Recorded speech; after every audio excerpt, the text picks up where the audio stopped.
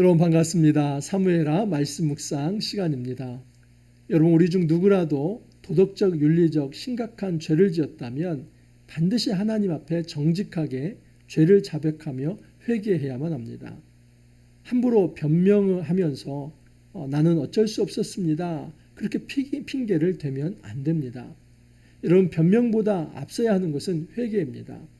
이 변명하면서 꼼수와 편법을 가지고 그 상황을 모면하라고 한다면 사실 그 상황을 모면할 수 없습니다. 그뿐만 아니라 그러면 그럴수록 더 깊은 죄의 수렁에 빠져들 수밖에 없습니다. 우선은 죄를 짓지 않는 것이 최선이고, 만약에 우리가 죄를 짓는다면 우리가 변명할 것이 아니라 정직하게 하나님 앞에 인정하며 회개해야만 합니다. 그리고 내가 누군가에게 상처를 주고 또 아픔을 주고 피해를 줬다면 하나님께 용서를 구할 뿐만 아니라 그 사람 앞에서도 책임이 있는 배상을 해야만 합니다. 여러분 이렇게 행동하는 것이 마땅한데, 오늘 본문 사무엘하 11장 1절에서 13절에 보면 다윗은 너무나 심각한 죄를 짓고도 무책임하게 그 죄를 다른 사람에게 떠넘기려고 하고 이 상황을 쉽게 모면해 보려고 합니다. 여러분 정말 세상이 그렇게 쉽게 돌아갑니까? 그렇게 돌아가지 않습니다. 다윗은 그렇게 꼼수와 편법을 쓸수록 더 깊은 죄의 수렁에 빠져들게 되고, 특히 여러분 이 죄는 자기 당대에서 끝나지 않고 자기 후대에 전수를 합니다. 그래서 나중에 보면 이 암논이 다말을 범하는 사건도 이 사건과 연결이 됩니다. 그리고 암논이 다말을 범하는 것으로 인해서 압살롬의 반역이 일어나지 않습니까? 지금 이 다윗의 현재 이 죄는 자기 당대에 끝나지 않고 후대에 매우 심각한 이 비극의 씨앗을 심는다는 것을 알아야만 합니다.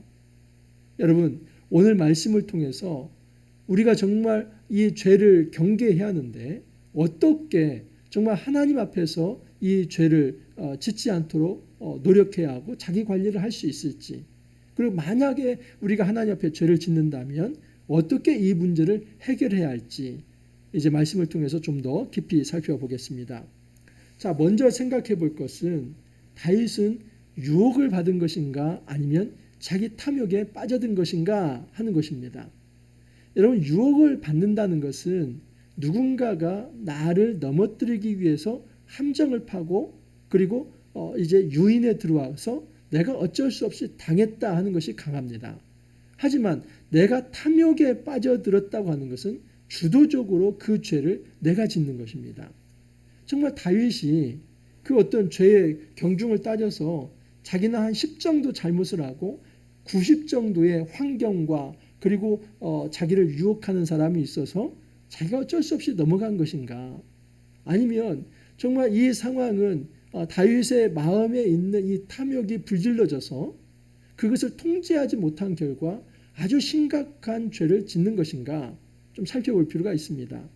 우선 1절을 보면 그 해가 돌아와 왕들이 출전할 때가 되매 다윗이 요압과 그에게 있는 그의 부하들과 온 이스라엘 군대를 보내니 그들이 암몬 자손을 멸하고 랍바를 에워쌌고 다윗은 예루살렘에 그대로 있더라. 많은 분들이 이 부분을 어떻게 해설하고 설명을 하냐면, 다윗은 지금 있어야 할 곳은 전장인데 망중한을 즐기면서 예루살렘에 있었기 때문에 그는 죄에 노출이 되고 그 유혹에 빠져든 것이다, 이렇게 이야기를 많이 합니다. 근데 한번 저는 묻고 싶습니다. 정말 다윗에게 있어서 공적인 자리가 단지 전투의 현장만인가? 아니면 그의 다윗 궁에서 그 자리를 지키는 것은 사적인 행동인가? 여러분 12장 한번 보십시오. 먼저 이제 12장 가서 이 싸움의 결론이 나는데, 12장 28절을 보면 이제 왕은 그 백성의 남은 군사를 모아 그 성에 맞서 진치고 이 성읍을 쳐서 점령하소서. 내가 이 성읍을 점령하면 이 성읍이 내 이름으로 일컬음을 받을까 두려워하나이다 하니 다윗이 모든 군사를 모아 랍바로 가서 그곳을 쳐서 점령하고, 여러분 1절에 보면 암몬 자손을 멸하고 랍바를 에워쌌다고 하지 않습니까? 근데 이 상황에 지금 다윗은 그 자리에 없었습니다. 하지만 이제 모든 싸움이 다 정리가 될 즈음에 요압이 다윗을 초청합니다. 만약에 이 랍바성을 내가 점령하면 내 이름이 높아질까 두렵습니다. 왕이 와서 접수하십시오 해서 왕에게 그 전투 현장에 오게 합니다. 여러분 다윗이 전투 현장에 갑니까 안 갑니까? 가지요. 많은 경우 왕이 직접 진두지휘하는 것이 아니라 후방에서 전체를 총괄하면서 그렇게 군대를 더 보충할 것은 보충하고 또 어떤 자원들을 공급할 것은 공급하고 또 전황 상황을 보면서 통제하는 그 역할을 하다가 결정적인 싸움에 나아가는 경우도 있습니다. 이뤄놓고 본다면 여러분 다윗이 예루살렘에 있었던 것을 단지 어떤 사적인 어떤 망중한 나사가 풀려진 상태에서 그렇게 죄의 유혹에 빠져들었다 그렇게 합리화하기는 어렵습니다. 자, 또 하나 여러분 2절 이하를 보면 저녁 때에 다윗이 그의 침상에 일어나 왕궁 옥상에서 거닐다가 그곳에서 보니 한 여인이 목욕을 하는데 심히 아름다워 보이는지라. 이 본문도 심지어 이렇게 해석하는 경우가 있습니다. 지금 다윗이 언제 몇 시에 옥상에 올라가는지 그리고 그 옥상에 올라가서 가장 잘 보일 만한 이 각도가 어디인지 그래서 그곳에서 일부러 목욕을 했다.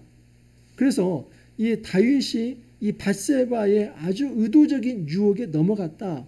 그렇게 해석하는 경우가 있습니다. 여러분 성경 어디에 그렇게 자세한 설명이 있습니까? 그건 다 유추입니다. 상상입니다.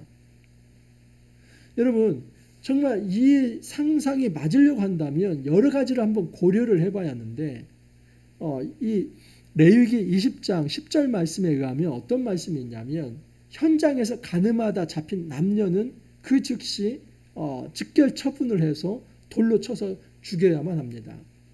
여러분 이것을 지금 밧세바가 모르고 있을까요? 그래서 자기가 만약에 지금 다윗을 유혹을 해가지고 그렇게 해서 같이 잠자리를 했다고 보십시오. 그러면 거기서 얻을 수 있는 유익이 무엇입니까? 자기 남편이 안 돌아옵니까?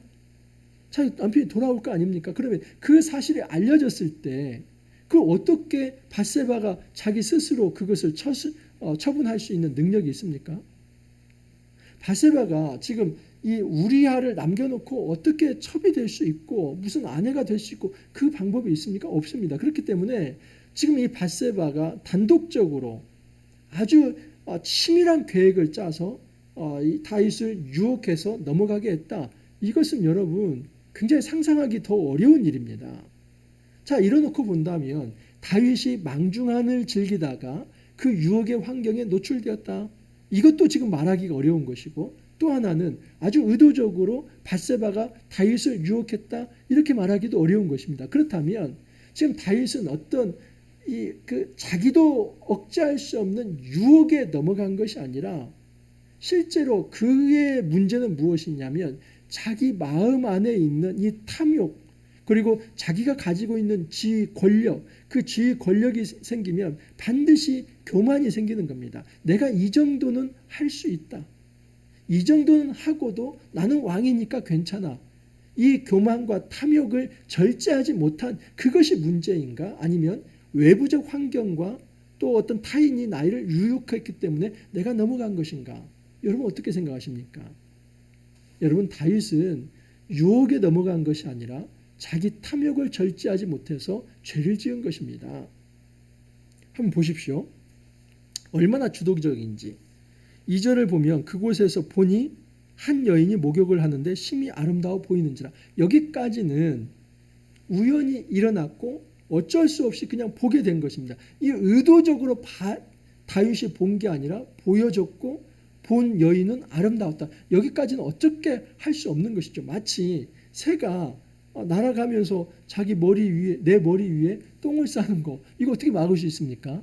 하지만 여러분 그 새가 계속 똥을 싸도록 또는 그 내 머리 위에 둥지를 트도록 그건 허락이 안 되는 거 아닙니까? 그건 막을 수 있는 것이지요.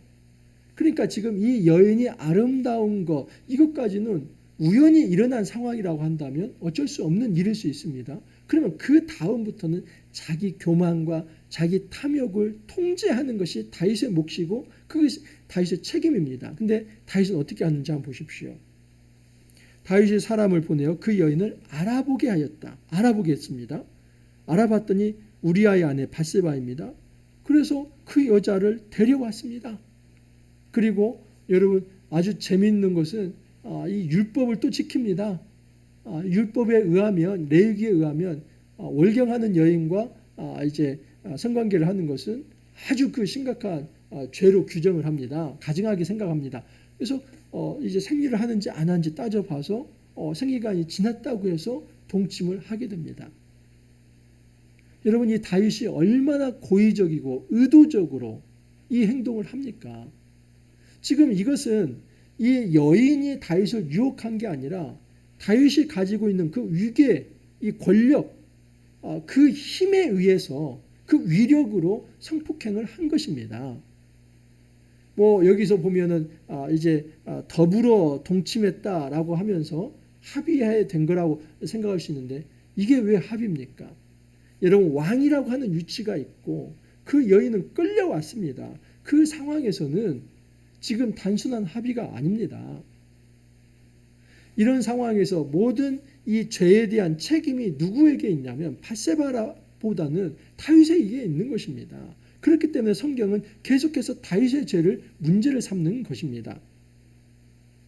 자, 그런데 이렇게 심각한 죄를 짓는 다윗이 어떻게 이 문제를 해결하냐면 꼼수를 가지고 이 편법을 가지고 이 문제를 해결해 보려고 합니다. 5절 보면 그 여인이 임신함에 사람을 보내 다윗에게 말하여 이르되 내가 임신하였나이다 하니라.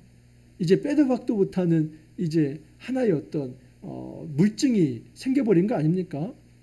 죄를 지었는데 흔적을 남기고 싶지 않았는데 이 아이라고 하는 이 생명이라고 하는 흔적이 남게 된 것입니다. 근데 그것을 다윗이 어떻게 이제 해결하려고 하냐면 다윗이 요압에게 기별하여 햇사람 우리아를 내게 보내라.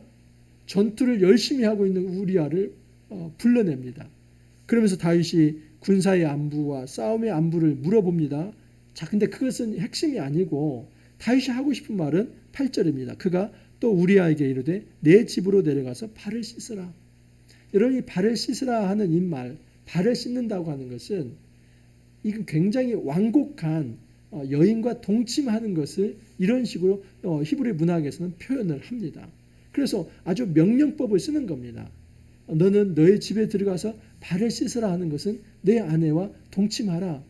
지금 다윗이 그냥 아주 왕의 입장에서 그 우리야 너 수고했으니까 막 치하하면서 수고했으니까 오늘은 너 집에 가서 쉴 수 있는 특권이 너에게 있어.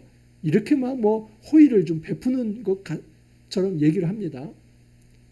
여러분 이게 바로 꼼수이고 이게 바로 편법입니다. 결코 이렇게 해서는 문제가 해결되지 않습니다. 우리아가 어떻게 반응을 합니까? 9절을 보면 그러나 우리아는 집으로 내려가지 아니하고 왕궁문에서 그의 주의 모든 부하들과 더불어 잤다. 여러분 다윗의 명령을 어겼기 때문에 불충한 존재입니까? 충성스럽죠. 여러분 지금 다윗이 우리아 보고 이 아내와 함께 동침하라고 하는 것을 왜 우리아가 지금 듣지 않은지 아십니까? 다윗이 물어보니까 이렇게 대답을 합니다. 11절에 보면 우리아가 다윗에게 아뢰되 언약궤와 이스라엘과 유다가 야영 중에 있고 내 주 요압과 내 왕의 부하들이 바깥 들에 진치고 있거늘 내가 어찌 내 집으로 가서 먹고 마시고 내 처와 같이 자리이까? 내가 이 일을 행하지 아니하기로 왕의 살아계심과 왕의 혼의 살아계심을 두고 맹세하니 하나이다. 여러분 신명기 말씀에 의하면 신명기 23장 10절에서 11절에 의하면 전쟁 중에 밤에 몽설한 자가 있으면 진 밖으로 빼라고 합니다. 그 캠프 밖으로. 그래서 하루 동안 있게 하고 목욕을 하고 씻은 다음에 진 안으로 들어오게 합니다. 그러니까 그냥 이 어떤 성적 관계가 아니라 몽설한 자도 진 밖에 있게 할 정도 한다면 전쟁 중에 아내와 성관계를 하는 것은 굉장히 금기된 것입니다. 여러분 우리아는 아무리 왕의 명령이지만 율법을 지키려고 했고 또한 이것은 여호와의 전쟁이라고 하는 것을 이 우리아가 인식을 하고 있었으며 정말 그 말씀에 따르려고 했던 것이기 때문에 불충스러운 게 아니라 굉장히 충성스러운 것이죠. 그런데 그 충성스러운 이 우리아를 이제 다윗이 유혹합니다. 다윗이 이렇게 합니다. 12절에 보면 다윗이 우리아에게 이르되 오늘도 여기 있으라. 내일은 내가 너를 보내리라. 우리아가 그날에 예루살렘에 머무니라. 이튿날 다윗이 그를 불러서 그로 그 앞에서 먹고 마시고 취하게 하니 저녁 때에 그가 나가서 그의 주의 부하들과 더불어 침상에 눕고 그의 집으로 내려가지 아니하니라. 마지막까지 한 번 더 다윗은 우리아에게 술을 먹여서 어떻게 하든 집으로 돌려보내려고 했습니다. 근데 우리아는 내려가지 않습니다. 여러분, 이 충성스러운 우리아와 아주 간교하고 그리고 유혹하는 다윗이 대조가 됩니다. 누가 의롭습니까? 이 상황에서는 훨씬 우리아가 더 다윗보다 의롭습니다. 다윗은 굉장히 간교한 자이며 오히려 다윗은 우리아를 유혹해서 지금 모든 상황을 모면하려고 하는 것입니다. 이뤄놓고 본다면 여러분, 정말 이 상황에서 다윗이 단지 유혹에 넘어간 것입니까? 아니면 자기 탐욕에 빠져든 것입니까? 여러분, 욕심이 잉태하여 죄를 낳고 죄가 장성하여 사망을 낳느니라 하는 말씀이 있습니다. 그 말씀이 무엇이냐면 이 죄라고 하는 것은 욕심이라고 하는 숙주 속에서 큰다는 것입니다. 유산균을 배양해서 드셔보신 분은 좀 아실 겁니다. 여러분, 유산균 종균이 한 이만큼 한 숟갈 있다 할지라도 이만한 그릇에다가 우유를 부어 놓잖아요. 그러면 한 2, 3일만 상온에 놓으면 아주 질척한 유산균이 됩니다. 이제 자가 배양이 되는 것이지요. 이 우유를 하나의 숙주로 생각해 보십시오. 이 유산균은 하나의 종균입니다.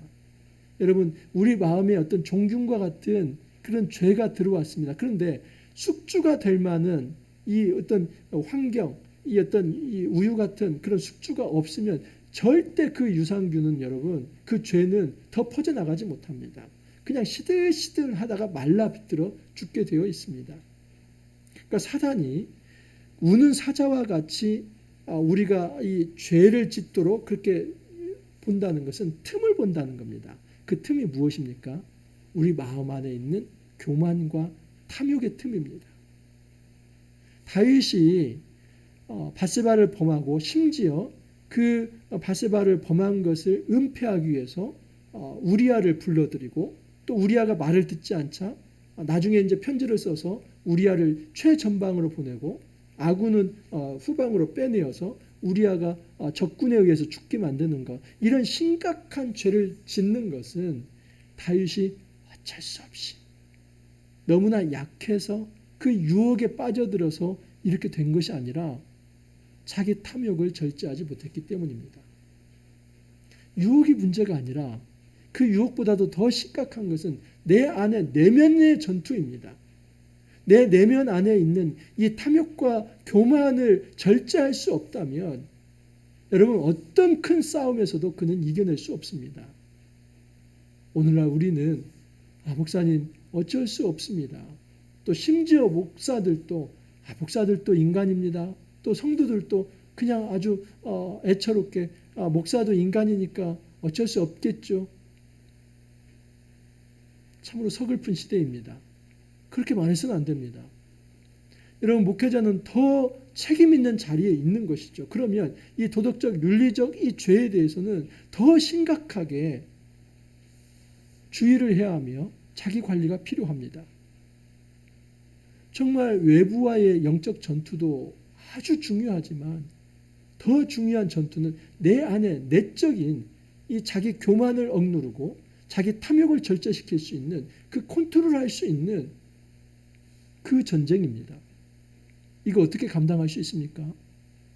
여러분, 우리 힘으로는 가능하지 않습니다. 우리가 매일 말씀을 묵상하고 성령의 지배를 받는 것 외에는 방법이 없습니다. 만약에 이런 자세를 가지지 않고 나는 성정이 아주 곧고 나는 아주 이런 부분에 대해서는 굉장히 반듯하기 때문에 이겨낼 수 있다. 반드시 그 사람은 넘어지게 되어 있습니다. 교만하기 때문에 그렇습니다. 도덕적, 윤리적 이 성적인 죄에 대해서 장사 없습니다. 그렇다면 여러분, 이 일에 대해서 심각하게 정말 내 자신이 이런 어떤 탐욕에 빠져들지 않도록 자기를 통제할 수 있는 그런 어떤 작업이 필요하다는 겁니다. 근데 그것은 내 내적 힘이 아니라 바로 말씀을 묵상하고 늘 하나님 앞에 기도하면서 성령의 지배를 받고 성령 충만한 삶을 살아갈 때에 가능하다는 사실입니다. 우리는 우리 자신 안에 있는 이 시간과 동선을 성령 안에서 모든 사람들에게 투명하게 공개할 필요가 있습니다. 특히 목회자는 그렇게 살아가야만 합니다. 내가 지금 현재 어디에 있는지, 내가 어떤 장소에 있는지를 최소한 지금 내 아내에게 누군가가 전화를 했다면 알 수 있어야만 합니다. 만약에 그런 상황이 없는 가운데 그 시간과 공간이 불투명하게 그 동선이 이제 불투명하게 된 상황에서 어떤 일을 한다면 반드시 넘어질 수밖에 없는 것입니다. 함부로 우리가 우리 힘 자랑하지 않기를 바랍니다. 우리가 내 자신을 의지하면서 내 교만을 떠면서 자랑할 것이 아니라 주님 앞에서 말씀의 지배를 받으면서 성령의 충만함으로 날마다 내 안에 있는 탐욕과 그 교만을 그 말씀으로 그 검으로 이겨내면서 주 앞에서 날마다 거룩한 삶을 살아가는 것입니다. 하루하루 이렇게 살아가는 것입니다. 오늘 잘 살았다고 해서 내일 또 괜찮겠지 이것이 아니라 우리가 죽는 그날까지 이 싸움을 하는 것입니다. 여러분 이 싸움에서 우리가 지지 않기를 바랍니다. 주님이 주시는 힘으로 이 거룩한 영적 전투 모든 삶의 현장에서 이겨낼 수 있고 승리할 수 있기를 간절히 소망합니다. 이렇게 기도합니다. 주님 감사합니다. 이 복된 시간에 우리가 죄에 대해서 어떻게 방어하며 또 내 자신을 지켜낼 수 있을지 가르쳐 주시니 주님 감사합니다. 주님 함부로 유혹에 빠져든다. 나는 어쩔 수 없이 약한 존재다. 자기에 합리화할 것이 아니라 내 탐욕이 결국 죄로 인도한다는 것을 기억하며 그 탐욕을 절제할 수 있는 말씀이 내 안에 살아있고 또 성령의 지배를 받는 그 거룩한 삶 살아갈 수 있게 하여 주옵소서. 내 힘으로 모든 죄를 이겨내는 것이 아니라 늘 말씀을 묵상하면서 기도하면서 성령의 충만한 가운데 이 성령의 지배를 받으며 날마다 하나님 앞에서 그 거룩한 삶을 추구할 수 있게 하여 주시고 이 죄 가운데서 우리를 구원하여 주옵소서. 주님께 모든 것을 다가옵고 예수님 이름으로 기도하옵나이다. 아멘. 여러분 사무엘하 말씀 너무 재밌지 않습니까?